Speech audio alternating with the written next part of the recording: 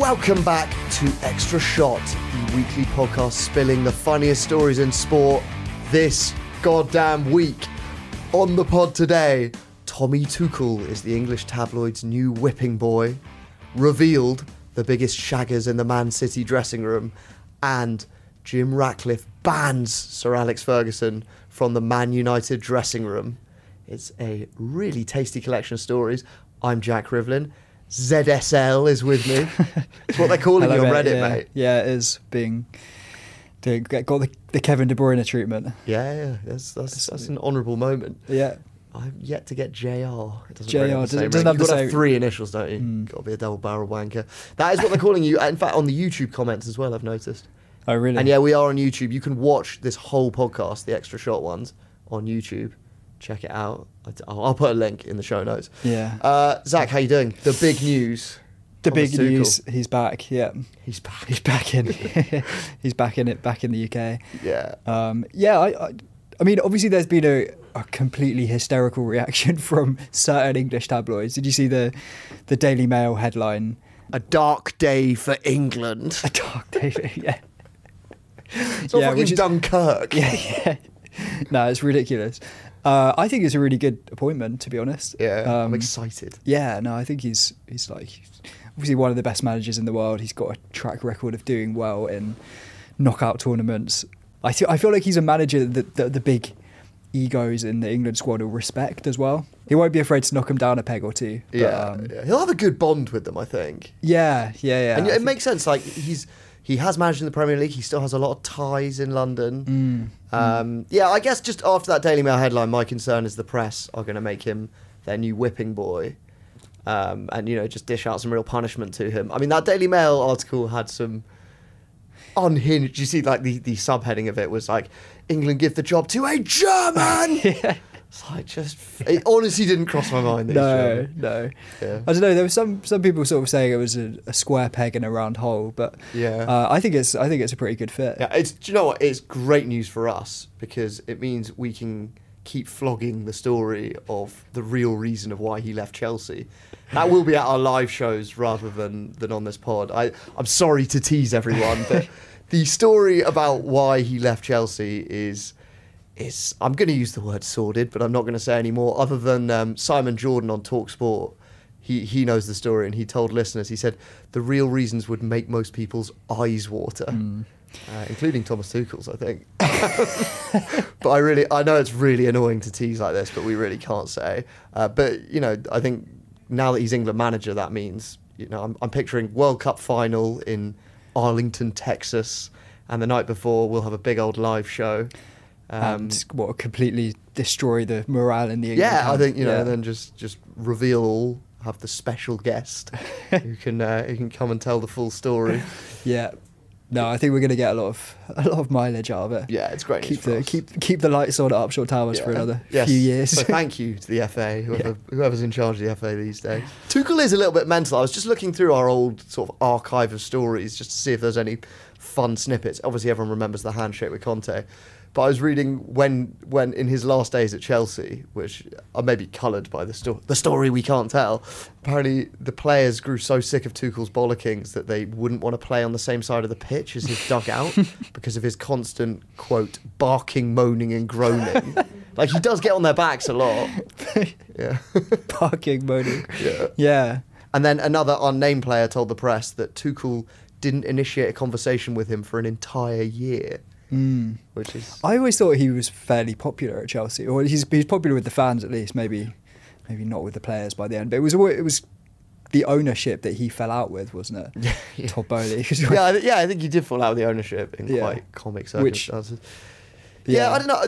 Gary Lineker said on his podcast that Tuchel is 60% genius, 40% lunatic, and I think that's sort of right. So there was another story when he was at Bayern that he lost his head giving a team talk and kicked a door and broke his toe. Yeah, I love it. He's fiery. Yeah, I think it's what the England squad need. I'm excited, and I did hear they reached out to Carlo Ancelotti, which I would have liked, but that would have been good as well. I think Ancelotti would have done well as well. Both of them are managers who get on well with the big name players, I think, especially Ancelotti. Yeah. I sort of had a bit of hope in the last few days that Pep might actually happen. He did that interview where he kind of hinted at it, but I don't think Pep would have been good. I find his football boring. Anyway, I'm just glad they're not fucking English. Is my main thought. That's honestly how I feel. Zach, just before we came on air, got a very helpful DM from Andrew, a listener, who sent us the judgment from the Lauren Goodman versus Kyle Walker child maintenance hearing.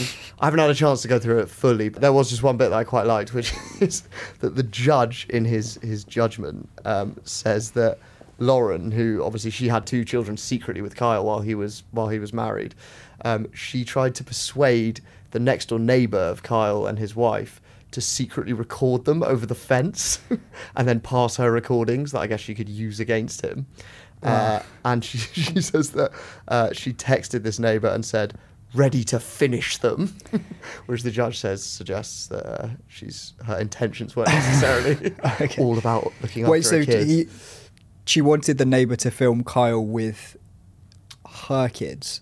No, with his own family. So she said, Lauren sought to persuade the father's next-door neighbour to record conversations over the garden fence with a view to gain material to undermine the father's marriage. So I actually wonder if that's her saying, like, can you ask Kyle questions? About I don't know, somehow steer the conversation onto his marriage. I don't know what he has in mind. Imagine being that neighbour and being like, you could do. So the neighbour didn't play along with this? I don't know. I mean, this is now ended up in court, which suggests maybe the neighbour had sided with... Yeah, I'm not sure, Kyle, but I just like, how would you even then do that if you're the neighbour? You're just like, how you doing? See, you've got that new green egg barbecue. Very nice. How's your marriage? Where were you on Tuesday night? Yeah, very odd. I don't know the full details. I think for next week, or maybe it's time for a Kyle Walker episode, I'll get into the detail of it a bit more. I did see that roughly it looks like she's going to get 12.5 grand a month child maintenance, and then you also get childcare costs, various other things. But Kyle has turned down her 30 grand request for an AstroTurf pitch for her garden. Really? But I guess maybe for the kids, she's probably like, look, do you want your kids to be footballers? Yeah. I mean, it could be a good investment for 30 grand.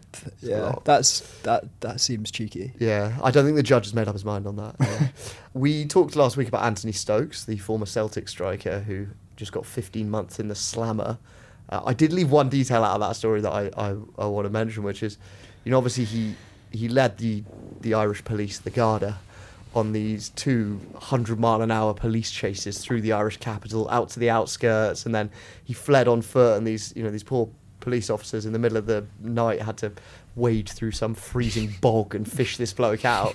So you think they'd be pretty sick of him, but I was reading the court report of that, and one of the officers, the arresting officer, testified in court that he was a, quote, absolute pleasure to deal with, which I found such a funny choice of words. Yeah. Is he a big Celtic fan? Yeah, possibly. Although I was wondering, it does sound a little bit Wandsworth Prison to me now. He did exactly what I told him to do. Yeah, what sort of pleasure are we talking? Shit. Oh, sorry, Zach's just poured a glass of water on my laptop. Shit, sorry. Big Celtic fan yourself, are you? Speaking of Celtic fans, actually, we did a little clip from that story on our Instagram, and it did attract the ire of some slightly angry Celtic fans. One of them described me as oat milk personified, which is pretty funny. What does that mean? Just a bit. You look like, I think we were once called vegan virgins, and I think it's in the same vein. And, I think fair cop. Sometimes you just got to wear it. I like it. Yeah, it's good. Now, Zach, Kyle Walker is not the only Man City star currently caught up in the British legal system. A vengeful Benjamin Mendy is taking the stand in an employment tribunal with Man City, and it is squeaky bum time in the Man City dressing room as a result. Just a bit of backstory. So obviously, Benjamin Mendy was acquitted on several charges of sexual assault last year. And after he was charged and it went to court, Man City stopped paying him, and he's now suing Man City for £11 million in unpaid wages. And in his tribunal, he's talked about the fact that he thinks he was unfairly singled out by Man City. This is his statement. He said, "Several Man City first-team players, including the club captain, were all present at parties I attended and hosted. We all drank alcohol. We all had casual relations with women." So he's sort of dobbed in his teammates there. I mean, the club captain is, of course, Kyle Walker. So he's really having a rough week. In the old court reports. Somehow that doesn't surprise me. Yeah, it must be fucking exhausting being Kyle Walker or his lawyer. Is Lord Panic doing a bit of pro bono on this? Anyway, as for the other players, you know, he said several first-team players. That might sound sufficiently subtle that he's not dobbing anyone in. But actually, in his previous court case, Mendy specifically named the players who are at the parties with him. And they are Riyad Mahrez, Jack Grealish, Raheem Sterling and John Stones. Those are the players he named. So previously he just said they're at parties, but he's now said we all had casual sex with women, casual relations with women. Why is he... This is the equivalent of just like stepping outside and just throwing the grenade back in and just watching, right? But it's a bit of a stitch-up, I mean, especially for Raheem Sterling, who has been lending Mendy money to fund his legal fees. And now it's just... Raheem Sterling's engaged, so he must be pretty pissed off. I mean, I think Kyle Walker's wife, she's probably priced in that he's, you know, been up to this sort of thing. And I think, you know, Riyad Mahrez' wife probably made up her mind about Benjamin Mendy when he turned up to their family Eid party with a porn star dressed in lingerie and shagged her in the loo. We talked about that on an episode a few months back. Yeah. But, you know, the other players must just be like, mate, what the fuck? Jack Grealish has just had a baby. Yeah. So he's been stitched up. It's a bit of a dobbing in. I don't think it was intentional. And the way he didn't name the players this week, but because he's previously named them as the people at the parties, like it doesn't take a genius to put two and two together. It doesn't take Lord Panic. Yeah. Yeah, I mean, Raheem Sterling, he must be pretty pissed off. Yeah, I'll be asking for the money I lent. Yeah. John Stones, I think he's engaged as well. He's going to have to pull out all the stops, not for the first time. So the last time John Stones was accused of infidelity was in 2016, and the tabloids published a story saying he'd been having an affair, and within 24 hours he had got a huge tattoo of his girlfriend's face on his arm. It's an awful tattoo. It's unusual. Is this how he got it done? Yeah. Or is this how he later tried to cover it up? She's got sort of a clock superimposed over her chin. Yeah, which is actually giving her quite a sort of Hannibal Lecter look. Yeah, it looks like a sort of muzzle mask that you'd put on a cannibal. But yeah, I don't know. Do you reckon the clock tattoo was already there, and so they had to work with it and integrate it into the mouth? Surely if the clock tattoo's already there, then get the tat somewhere else. Do it somewhere else. Is there some kind of symbolism? Because I think they were together since they were like teenagers or something. Oh, was it like the clock ticking our relationship? I mean, it's an awful tattoo. Well, it's kind of apt because they broke up a year or two after, and he had the tat removed. This is why do people get tattoos of their other halves prove that you're faithful? Wasn't that the thing? He was accused of cheating by his girlfriend, and did you say that already? Yeah, I did. Yeah, so within 24 hours of being accused of cheating, he just had this tat. Maybe that's what the clock symbolises. Yeah, the 24 hours of. Yeah. But yeah, he obviously had it removed, so maybe he's off to the tattoo parlour today. To get I mean, no evidence that any of these guys have been up to no good, apart from Benjamin Mendy's testimony in court. Zach, when Jim Ratcliffe took over the football side of Man United, he was hailed as a new broom whose razor-sharp business mind would launch a new era of glory at Old Trafford. But, you know, I think it's fair to say so far all he's overseen is United's worst start in Premier League history and a savage cost-cutting regime that has led to the sacking of everyone from the club historian to the kit man. Obviously, we've talked a lot about that on this podcast, you know. Besides sacking beloved members of staff, Jim has also banned them from the club canteen. He wouldn't let them go to the Christmas party. He's taken away their lunch boxes. Christmas party was where the staff were banned, but I Show Speed, the YouTuber, was invited. Yeah, that's a real slap in the face. It's all a big slap in the face, especially considering that Anthony earns 28 grand a day. Yeah, so every day of Anthony gets you a staff member, probably. That's the way to think about it. And I think they're cutting 250 jobs, so definitely a year of Anthony gets you, especially with the extra costs that come with Anthony. his personal photographer for one. Yeah. Anyway, one man who's been looking on in horror at all of this is Sir Alex Ferguson, who, you know, he's a dignified and respectful man, so he's kept quiet in public, but privately he has been said to be saddened, that's a quote from the press, by the treatment of these long-standing servants of the club, because Sir Alex was always quite close. His whole thing was that was like, his policy, wasn't it? That all of the staff and the players ate together, and you know they had, I don't know, whatever, like had to greet them in the morning. Yeah, you know the whatever. names of their kids. Yeah, that was the Fergie way, yeah. and Jim swept that away. So, you know, bit of a problem for United that Alex Ferguson is sad, but.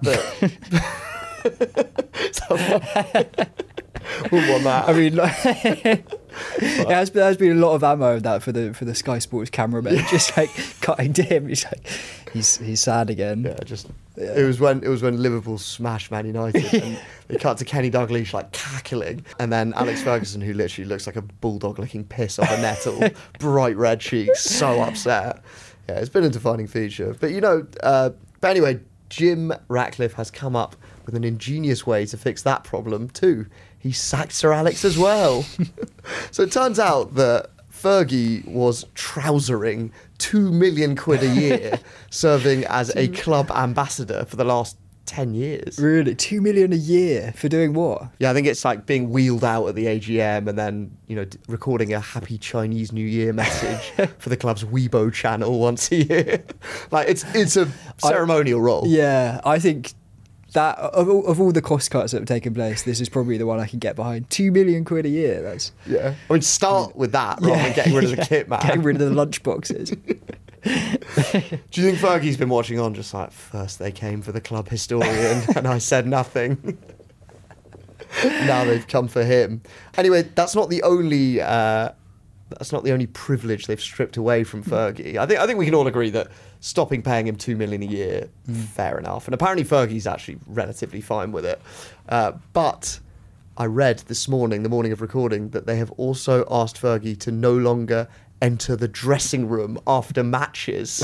So apparently this also is a club tradition stretching all the way back to when Matt Busby was alive, that former managers who were directors of the club would come into the dressing room after the game and, you know, chat to the players and stuff. And now Ratcliffe has banned Fergie. Banned Fergie specifically. Are there any other managers? No, I think they've said no directors, but, you know, I don't think Malcolm Glaze is in that office. Is Mourinho and Van Gaal allowed in? No, I think you've got to be a legendary former manager. Don't think Ron Atkinson's worming his way in there. But I actually think that's quite a big deal because, you know, again, Fergie's such a big part of the club, and it's a bit of a it's not about money. It's just like, you're distracting us now. Yeah, to be honest, I can also see why the current manager, whoever that would be pretty fucked off if this like legend keeps coming in and you know, trying to give his own opinion on things. Like, fuck off. Yeah, pouring cold poison into Marcus Rashford's ear. Yeah. You could definitely imagine him being like, I would have started you. Stuff like that. Shit stirring. Can't help himself. But still, that feels like actually quite a big break with the past. Fergie is still a director. He's still welcome at games.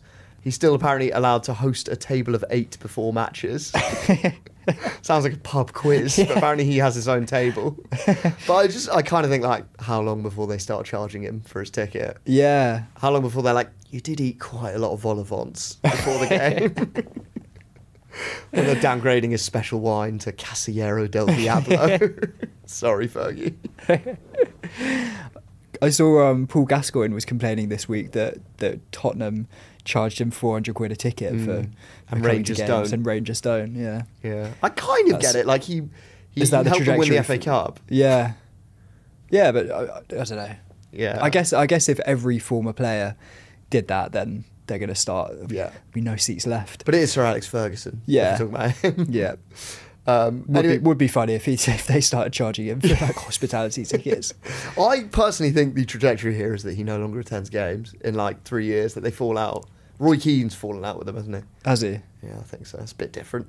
Anyway, apparently Jim Ratcliffe had to call Fergie in and break it to him himself, which is the right thing to do, but it's a very funny image. You'd be shitting yourself. Yeah. That's a nightmare start to the week. Yeah. Apparently Fergie, it was actually really amicable, and on the £2 million a year thing, I think Fergie was just like, That's fine. I've been rinsing you for the past 11 years. It's 20 million. Yeah. Just going to spend it on horses. But yeah, apparently it was really amicable and he gets it. Although that did not stop Rio Ferdinand from characterising the whole thing like a mafia hit. So Rio reacted to the news by tweeting, "If Sir Alex can be taken out, then no one is safe at Man United. Anyone can get it now.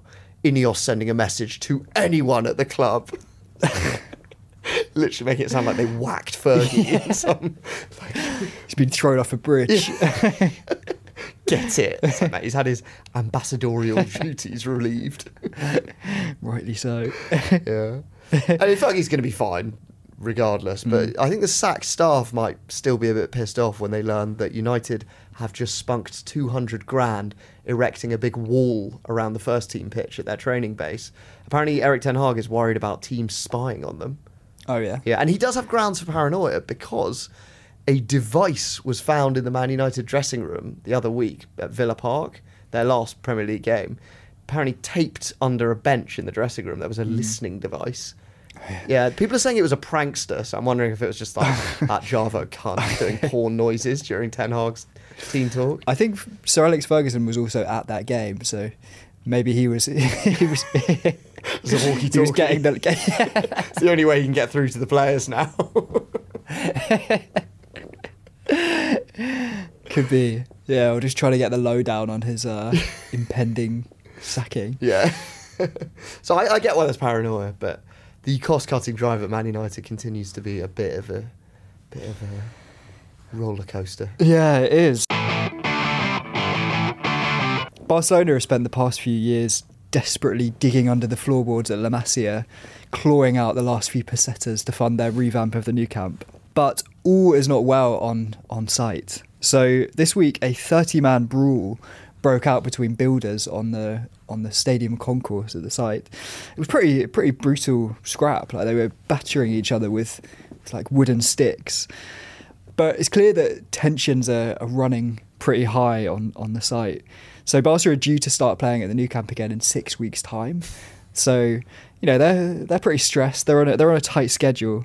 And in fairness, Barcelona's construction workers have spent the past 140 years chiselling eyelashes onto the gargoyles at the Sagrada Familia. So, you know, they're used to a slightly more gentle pace of work. Yeah, this is a sudden step up. Yeah, suddenly these like whip-cracking architects of the new camp are giving them that deadline and they're just like losing their heads.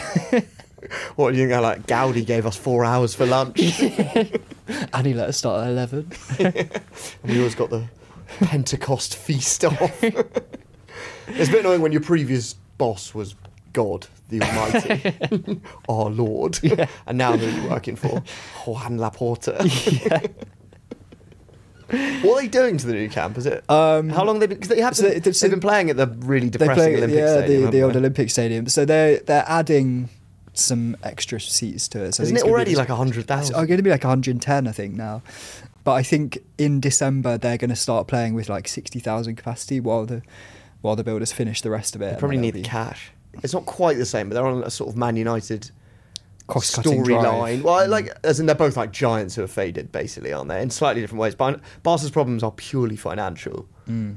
Yeah, whereas Man United have got the money, but they just keep giving Anthony more time. Spunk it on ridiculous things. Yeah. Do you think in the next 10 years Barca will like win the Champions League again, or are they now a bit of a like faded force? Nah, I reckon they'll come back. I don't know. I think they'll come back. Really, once the new stadium's open. If those builders get off their fucking arses. It would have been great if they'd done the new camp in the style of the Sagrada Familia. Yeah, what a bit of that like melting. Yeah, would have been really cool. Would have taken several hundred years. Hasn't the Sagrada Familia finished? It's due to be finished, I think, in 2026, about the same time as the new camp. So. They have been saying that for over a century. Any bloody minute now. HS2.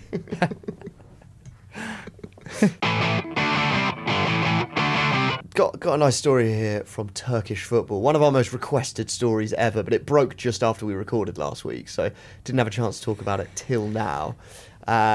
Turkish league is, you know, it always throws up some mental storylines.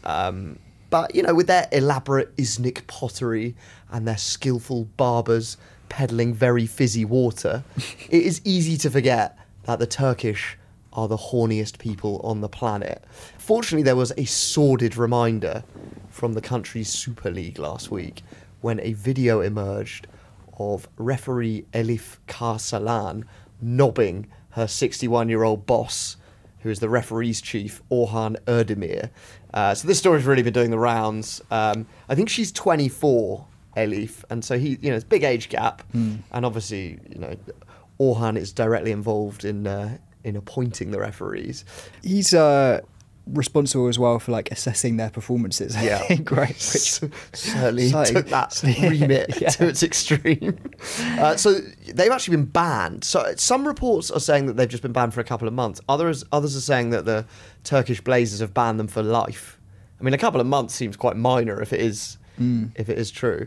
It's a huge scandal in Turkey. You know, this is kind of the equivalent of a video popping up of Andre Mariner getting done by Howard Webb, the referee's chief. That is literally what it's the equivalent of.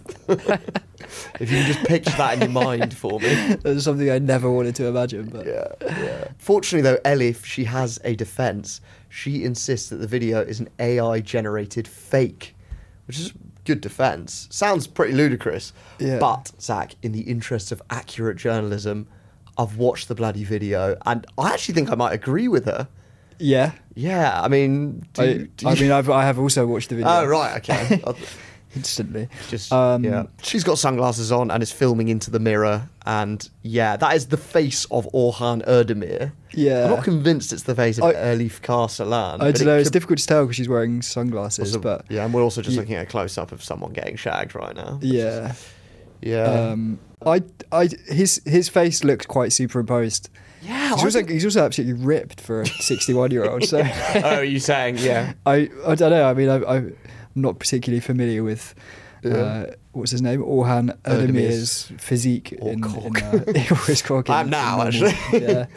I actually it was quite funny because they both responded, and she was like, "This is an AI generated fake. I'm suing. Like, this is ridiculous. Her lawyer's involved." And he just gave this really vague statement, just being like, "Well, my career's been ruined by this video." It's like, I quite like the idea that it is fake, but he's quite enjoying burnishing his reputation as a shagger. Yeah. All the lads at the Turkish bars were giving him, slapping him on the back. Yeah, over a very fizzy water. Yeah. They're just really celebrating. I was actually reading up a bit of the backstory of this. I went on some very obscure Turkish forums. I deployed my excellent Turkish just to see. So apparently, because she's kind of known as she's big on Instagram, right? She's a good-looking woman, and so she already had that profile. And there was some resentment creeping in towards her already because she was getting big fixtures. So I think it's. Probably just put that down to straight up sexism and jealousy or whatever. But there was already rumours going around oh, is she shagging Orhan Erdemir or something? Because she was getting the big games. Yeah, which I have no idea whether that is a valid criticism or just you know, very unfair and nasty. I'm very much team Elif, so and Orhan.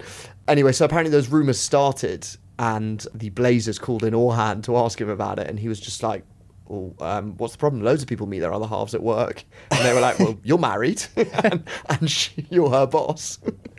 I don't know if that is reliably true, but that is what one guy was saying in Turkish on a forum. Okay. Anyway, then this video popped up. So the argument the guy was making was that it wasn't a complete bolt from the blue, and so people were more inclined to believe the video. Okay.